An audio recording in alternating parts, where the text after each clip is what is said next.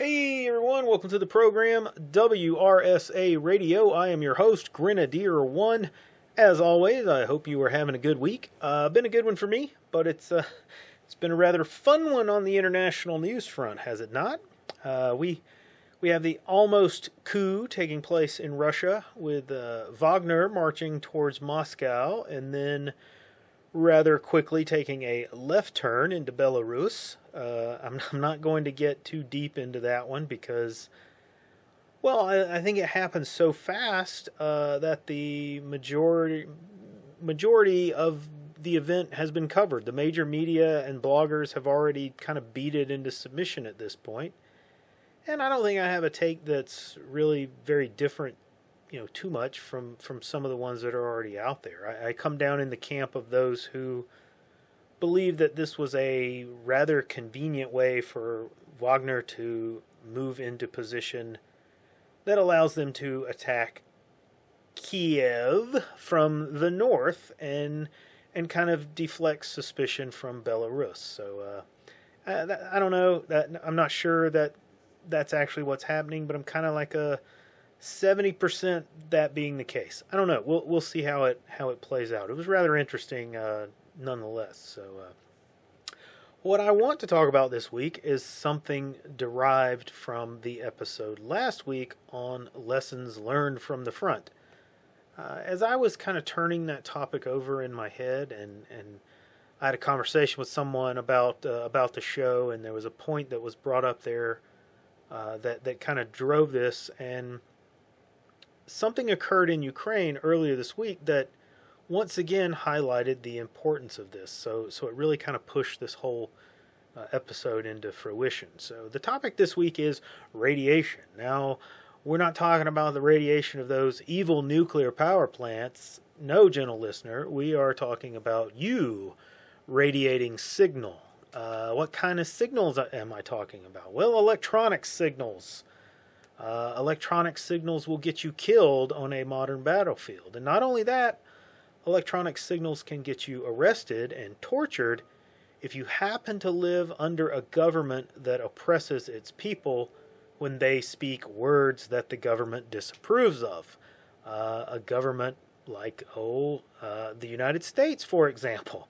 Ask numerous people whose stories have appeared on the internet if you don't believe me or think that I'm being hyperbolic there. Signal can get you done. On the other hand, signal is very powerful and it is a benefit to us at the same time. It's very empowering. It's a force multiplier. How many people have been vindicated by videos or cell phone data that proved that they were not what they were accused of? So signal's kind of a dual-edged sword, which is really like most technologies, honestly. We must learn to use signal when it benefits us and to not use it when it's a significant risk. And risk is part of our everyday lives, after all, and we learn to mitigate risk just kind of inherently as we go through the day. So, likely you're just not aware of how or what you're doing to kind of mitigate risk, but you're doing it. So if we learn to recognize the risk of signal radiation, we can learn to mitigate them and use the tools that we are so accustomed to using these days with a much lower chance of being droned to death because of our utilization of them. So first off, let's kind of set some ground level for us. Most specifically today, we're talking about radios and cellular phones or smartphones, but we will also venture into social media a little bit. Most of you probably don't consider social media as signal, and if we're going to go by really the strict classifications of intelligence that the professional intel collectors use, social media is not signal, but it's not considered SIG-INT. It's considered a different type of intelligence, but that's okay. If we don't point this out and kind of loop this into the same conversation, at least I believe, then many people, I think that they will fail to recognize the risk that is involved with posting information on social media. So I'm rolling it into this conversation, and really the reason I think will become a little bit more clear at the end when we talk about this specific thing that happened in Ukraine. So stand by for that. Anyway, radios and cell phones send out a signal, and those signals can be detected. And if you are transmitting on a radio or talking on a cell phone, texting on a cell phone, connecting to apps and emails, on the internet, posting to social media via your phones or whatever tool that you're using to get on the internet, then you are radiating. And with the cell phone, that signal can be very brief and just little bits of data being sent out. So it is less of a problem, but it's still a potential issue. It's best to assume that you are able to be detected if you were doing any of these things. And if you can be detected, this is the critical graph here. Everything comes down to this. If you can be detected, you can be located. And if you can be located, you can be killed. Period. End of story. Okay? That's the lesson. It's really as simple as that. If you were sending out signal, then someone can find you and get you. And you may not think that you're revealing very much, but you're revealing far more than you even can imagine in many of these, particularly when it comes to posting things like photographs and location information from your social media accounts. Now, is that the end of the story? Well, no, of course not. There are, as I said, ways, to mitigate this. But before we go into those, recognize that mitigations are not foolproof. Okay, they are not going to be 100% effective, and it only takes one slip up to really upset all of the work and effort that you've done to disguise or hide yourself, and get somebody killed. They're mitigations. They're not antidotes. I'll use that term, antidotes.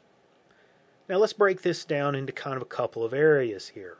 We're going to talk about camouflage and deception, and the other area we're going to talk about is technology solutions. So let's start with those tech solutions. Most people like to kind of talk gear. They think they can buy ability and capability, and you can, but really practices are far more important than your technology. But we're going to begin with the tech solutions. We're going to begin with radios. Now, there are some things that we can do with radios from a tech standpoint that make detection much more difficult and increase our safe use of these invaluable tools. The simple solution is to simply limit when and for how long you transmit. Okay, very short transmissions that happen at odd hours of the day or night will limit the ability of the bad guys to detect you. However, with the proliferation of automation tools, it is within the hands of even the most basic, ham operator to have an automatic scanner and a program that picks up and logs signals. And that's okay. You have to expect that. Even if you are operating in this manner with kind of short burst kinds of transmissions, you have to expect that you will be seen eventually. And what that leans us towards is portable equipment, so we can move our transmit location all of the time. And thus, even if the enemy detects us, by the time they can detect us and they are able to respond, we are moving out of the area. So we make a quick transmission, and then we pack up our shit and we unass, and we get out of there, and now we're not a target anymore. We're a moving thing that they have to go find again. The second solution is a little more sophisticated, and that is using a frequency hopping spread spectrum type of radio. This makes detection much more difficult. It's not impossible, but it is far more difficult. And what it does is it really reduces the number of people who are going to be able to detect you. The bad guys will need more professional equipment and professional operators to find that hopping type of transmitter. So you go from being able to be detected by kind of every Joe out there that's got fox hunting gear to really starting to get into the more professional people who do this for a living, looking for these kinds of transmitters. And even some of them are not going to be able, they're not going to have the gear that they need to do this. The third solution, directional antennas. And this one I think is pretty big, because this significantly reduces the visibility of your signal to just a very narrow pathway between you and the target receiver. Directional antennas narrow the beams being broadcast to a very small cone, and that means for someone to detect your signal, they pretty much have to be right in that cone, as opposed to, anywhere within 360 degrees of your antenna. Now they got to be in just that little, 25 or 30 degree window that your antenna is creating there. The fourth solution is really more of a practice, and it's using terrain masking. And this is kind of a natural way to achieve that directional antenna effect by using things like mountains or ridges, these kind of things, maybe cities even, to hide your signal from anyone who's on the other side of that terrain feature. It's very low tech, but it can be rather effective. And you can see this in your own practice if you've ever tried to use radios in the mountains. A lot of times it's very, very difficult to get a signal, right? The best case scenario is to really kind of stack all of these things together and achieve a very, very difficult signal to detect. But again, a lot of these solutions really depend on a very regimented, practical application of this technology. Doing these things all the time, it's your practice that makes you hard to see, not necessarily the technology. Now let's look at the cell phones, because really there's fewer options here, I believe. The best case here is probably to utilize a cracked phone, and I don't mean one with a broken glass like most of you probably have out there.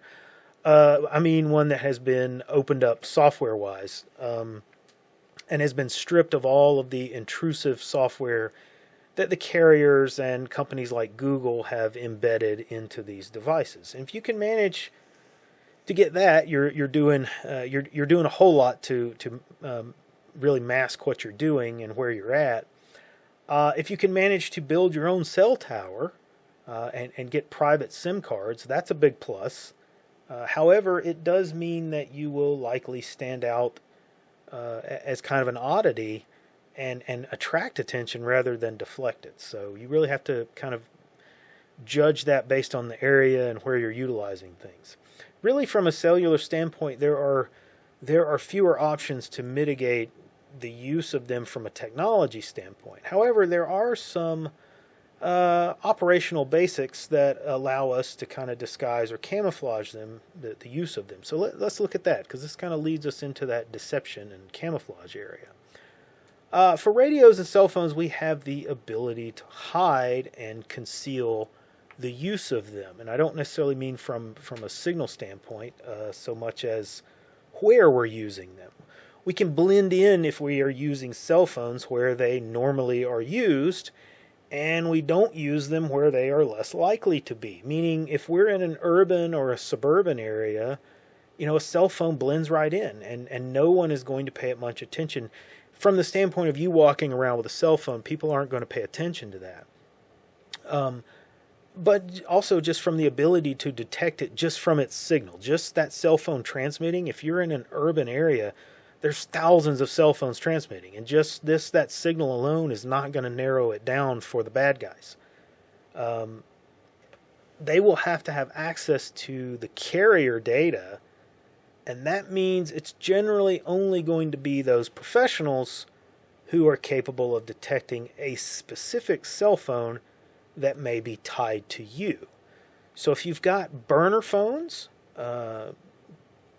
other devices that don't specifically track back to you, that masks your presence in an area, and you can kind of swim with the fishes, like I mentioned. This is where if you've got your own cell tower that is out there, and you're using your own phones with SIMs, you're not on a bigger carrier's tower, you might be able to hide a little bit more effectively among that whole population.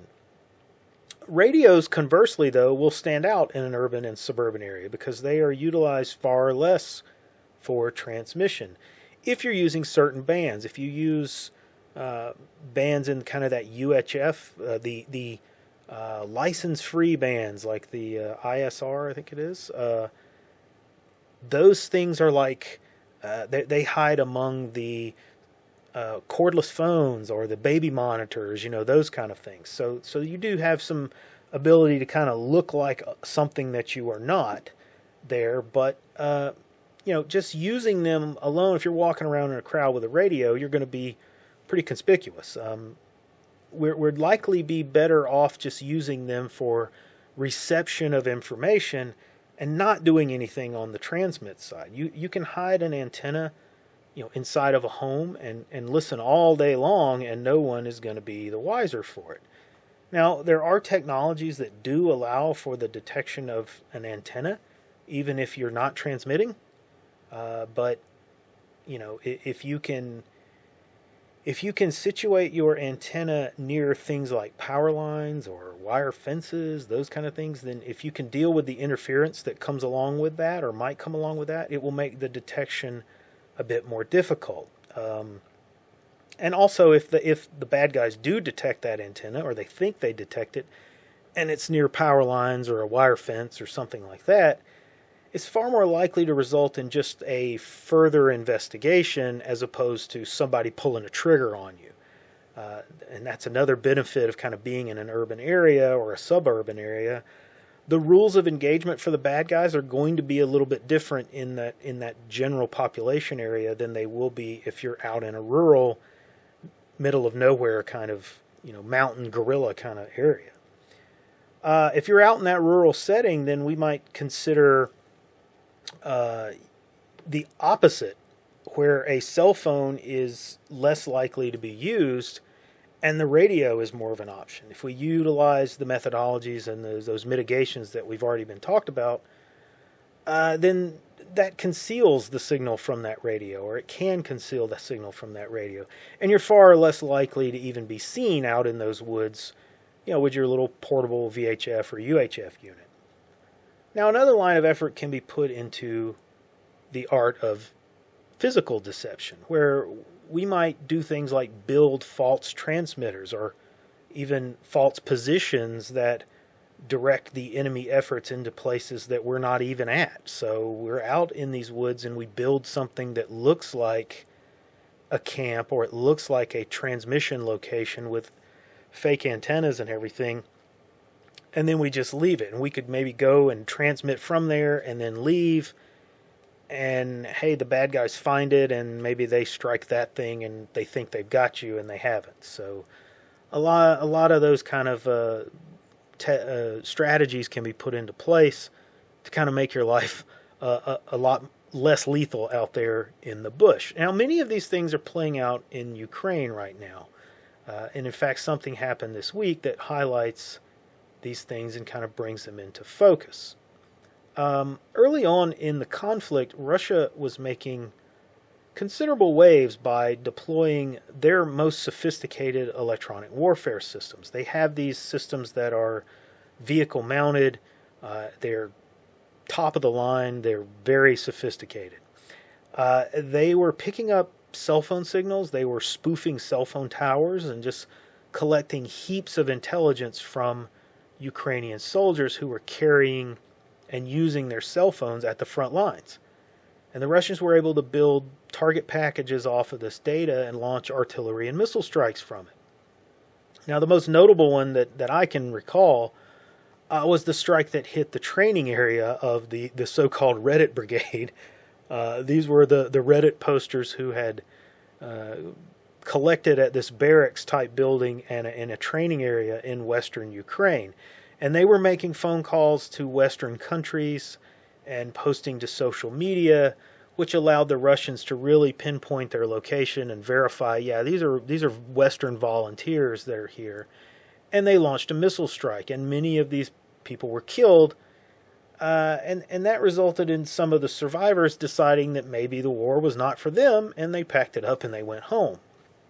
Now, this went on several times one of these EW vehicles would detect something, and there were several strikes that happened because of this technology.